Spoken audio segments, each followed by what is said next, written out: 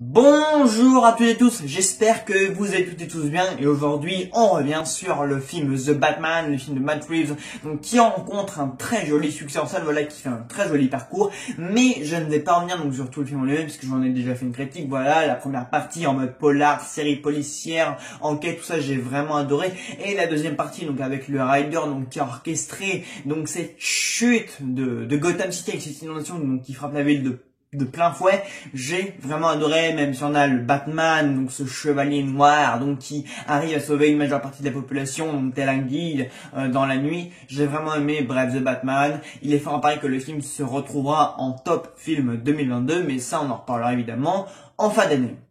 Mais aujourd'hui, donc le sujet donc sera évidemment ce caméo que vous avez toutes et tous retenu à la fin du film. Voilà ce mystérieux prisonnier qu'on n'a pas forcément identifié au premier visionnage, mais que Matthew a bel bien confirmé comme étant le nouveau Joker. Enfin, un Joker existe en tout cas donc dans la version de Matt Reeves et il est interprété par Barry Keoghan, qui entre parenthèses débarque absolument de nulle part, hein, puisque de base j'ai cru comprendre qu'il avait été casté dans un peu d'un autre personnage, mais en fait il se révèle que c'était entre parenthèses un cast, enfin un rôle mensonger, puisque du coup il interprète un semblant de Joker, enfin un Joker non abouti, voilà, comme l'a dit Matt Reeves lui-même, voilà, un Joker qu'on connaît mais qui ne ressemble pas encore à la version qu'on a pu voir dans un The Dark Knight ou même dans un Batman Returns par exemple. Et donc, alors que Matt Reeves avait aussi déclaré que du coup, cette version-là ne réapparaîtrait pas dans le deuxième film, voilà, que c'était juste un caméo comme ça, histoire de nous dire, voilà, le Joker, enfin, une version non aboutie du Joker, donc existe, du coup, dans cet univers-là, Batman a déjà rencontré, etc. Voilà, c'était juste pour nous dire ça, voilà, Matt Reeves avait bel et bien été clair à ce sujet. Puis finalement, voilà, à l'heure où je vous parle du coup donc des photos, donc des clichés donc de ce nouveau Joker de Keoghan, ainsi qu'une scène coupée donc du film, viennent donc de paraître sur la toile, donc sur les réseaux sociaux, donc vous pouvez aller les voir, mais je vais vous les diffuser quand même ici. Nous montrons donc le Joker en chair et en os dans toute cette splendeur. Alors c'est un Joker, donc c'est une version d'un Joker non abouti, comme je le disais, donc qui semble assez terrifiante, effrayante, assez esquintée, voilà, on le voit, même ses mains, il a du sang partout, même à l'arrière du crâne, il semble avoir des égratignures, des cicatrices partout. Voilà, donc on reconnaît bien donc son sourire tracé sur le visage. Voilà, une coupe de cheveux un petit peu mal rasée, etc. Enfin bref, ça semble être un Joker assez différent, assez meurtri, assez blessé, assez esquinté par la vie. Enfin voilà, ça semble quand même être une version physique déjà assez différente. Bon, après le Joker, dans sa mentalité, je pense pas qu'il diffère beaucoup donc des autres Jokers qu'on a déjà rencontrés jusqu'à là. Mais en tout cas, vraiment, c'est un Joker qui sort d'absolument nulle part, parce qu'on avait déjà plus ou moins vu un morceau de son visage du coup en caméo à la fin du film The Batman, mais on l'a jamais vu comme ça dans tout son largeur. Du coup, on a une scène coupée où on le voit, ainsi que quelques photos du coup qui ont surgi. Et donc, alors, pour vous donner mon avis vite fait, oui, c'est un Joker qui a l'air vraiment très effrayant. Alors, si ça, c'est qu'une version d'abouti, alors qu'est-ce que va donner du coup le vrai Joker qu'on peut avoir dans un film ou même dans une série, la série Arkham que semble préparer Matrice. Peut-être que du coup, on nous le tease pour cette série-là, peut-être que du coup, il va être de retour, ce qui serait bien. Mais du coup, j'apprends un petit peu parce que je pense que si du coup ces scènes-là, ces clichés ont été dévoilés du coup sur le net et sur la toile, c'est pas pour faire joli, voilà, c'est pas pour que du coup on nous dise, voilà, donc le Joker de Barry Keoghan il ressemble à ça et vous ne le reverrez plus du tout dans aucun contenu de ces comics dans les prochaines années, voilà. Vous l'avez là et ce sera tout. Je pense que il y a quand même un but derrière la diffusion de ces vidéos et photos. Je pense que malheureusement, alors je dis malheureusement, mais je vais m'expliquer juste après, que si on nous le dévoile comme ça, c'est pour avoir les réactions des gens sur ce Joker. D'ailleurs, les réactions sont déjà unanimes. Hein. Moi, j'ai déjà pu lire sur Twitter, par exemple, oh, je veux déjà un affrontement entre Keoghan et le Batman de Robert Pattinson. Ouah, ce Joker a l'air trop effrayant, trop cool, trop bien, etc. Enfin bref, les gens sont très contents de ce qu'ils voient. Voilà, apparemment, c'est un Joker qui leur plaît. Ils sortent de nulle part, ce qui est un peu étrange déjà, parce que de base, moi ou même vous, je pense pas qu'on avait prévu de revoir un nouveau Joker, une nouvelle version de Joker après les dernières qu'on avait vues de Joaquin Phoenix et de Jared Leto. Voilà, ce sont des versions qui sont encore très récentes et encore très ancrées dans l'esprit collectif. Je pense que tout le monde se souvient encore du Joker de 2009 et de ce qu'on avait revu donc du Joker de Leto dans la Snyder Cut, et donc je pensais pas qu'un nouveau Joker comme ça débarquerait de sitôt, et surtout pas que ce serait Barry Keoghan. Alors Barry Keoghan, c'est un acteur que je ne connais pas encore très bien, parce que j'ai pas encore vu les Eternals de chez Marvel, mais apparemment il a un rôle assez prépondérant là-dedans, donc il faudra peut-être que je voie un peu ce qu'il vaut. Mais en tout cas, même si je dois reconnaître évidemment que ça peut être un Joker très effrayant, qui peut vraiment en imposer, qui peut vraiment être charismatique et aussi fou qu'un Joker, qu'un Joker par exemple peut être interprété par Heath Ledger ou même Jack Nicholson, voilà.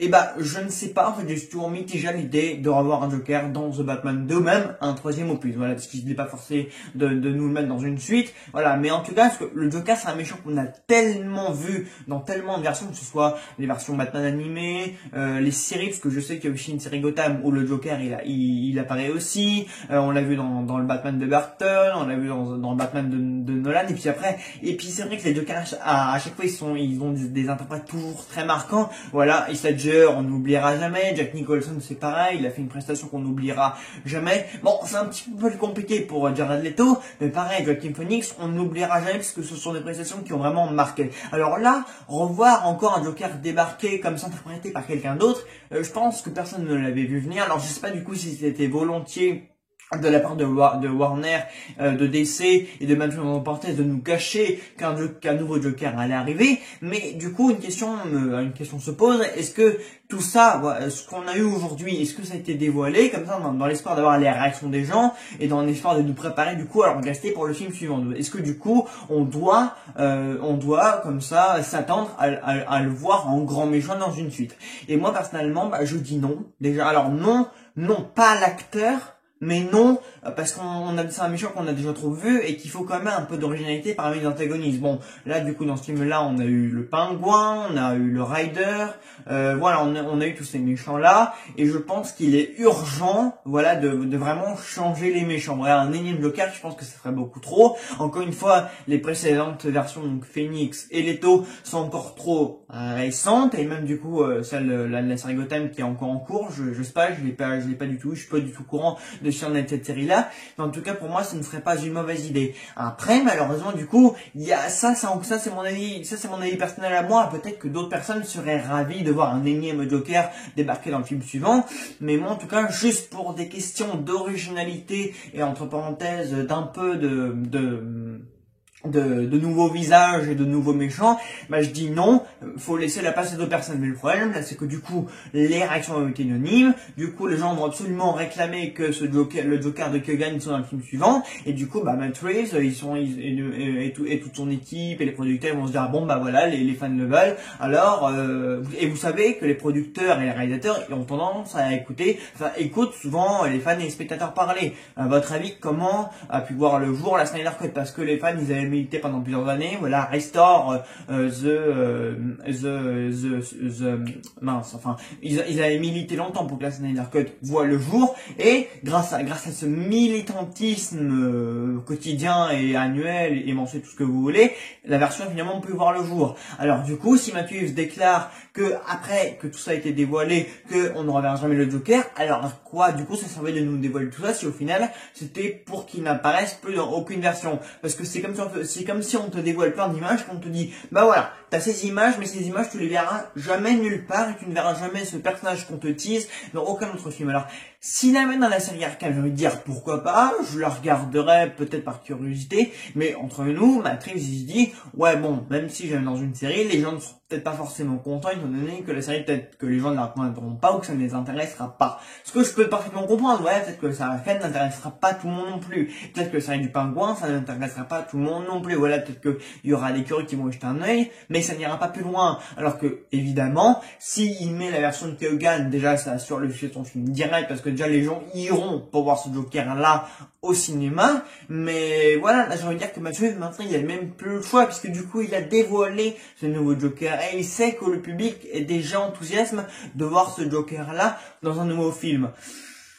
Donc j'ai envie de dire que là, l'erreur de le mettre un peu plus en valeur, de le dévoiler vraiment comme ça, très chez une scène coupée, c'était une erreur. Voilà, il n'aurait pas dû faire ça. Je parle de Matt Reeves, comme je parle des producteurs, comme je parle de tous ceux et ceux du coup qui ont dévoilé les clichés et la scène coupée. Voilà, ils n'auraient pas dû mettre ça parce que sinon, maintenant le public souhaite voir ce Joker. Mais moi personnellement, ce n'est pas mon souhait. Je sais que pour certains de mes collègues aussi, ce n'est pas un souhait. Voilà, le Joker c'est un méchant qu'on a déjà trop vu. Mais maintenant le mal est déjà fait. J'ai envie de dire, voilà, il aurait dû rester en simple caméo comme ça à la fin de The Batman. Voilà, les fans n'en avaient pas trop vu. Voilà, si on leur avait mis quelqu'un d'autre, du coup la version qui gagne aurait été effacée. Ça aurait été un caméo comme ça parmi un autre éventuel historique qu'on aurait pu voir dans le film. Voilà, ça aurait été très bien. Mais maintenant, du coup, on a ces scènes coupées, on a ces clichés. Maintenant, les gens, ils voudront voir ce nouveau Joker là dans un film.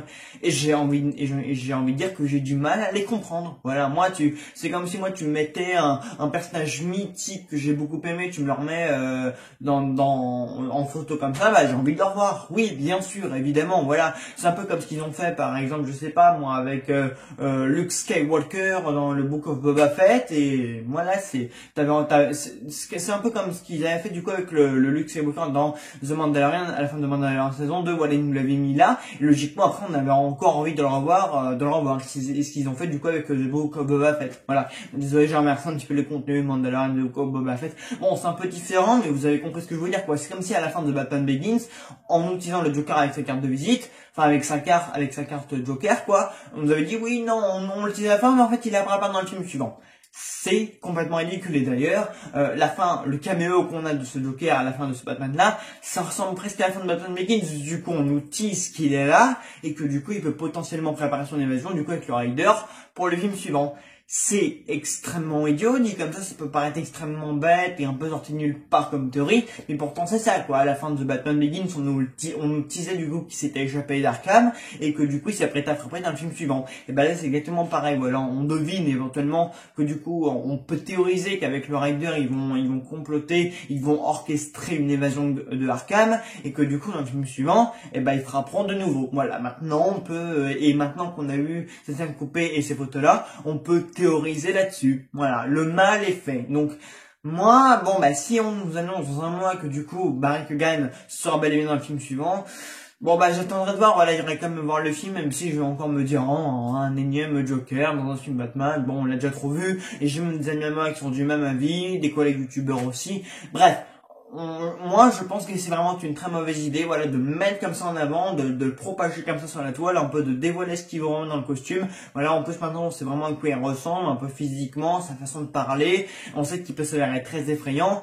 Tout le monde est déjà unanime. Voilà, l'erreur à ne pas commettre est faite, et on va voir maintenant comment réagissent les fans, et ce qu'il est fait justement de sa réaction du coup. Mais bon, justement, c'est un peu bête, voilà, parce que maintenant du coup, s'ils ne font rien de ça, j'ai envie de dire que voilà, quoi, ils auraient un petit peu teasé, mis à l'eau à la bouche des gens pour rien, et ça c'est extrêmement bête. Voilà, je voulais juste réagir du coup à la page de cette scène coupée et de ces clichés. Dites-moi dans les commentaires ce que vous en pensez, et on se retrouve très vite pour une nouvelle vidéo. Salut à tous.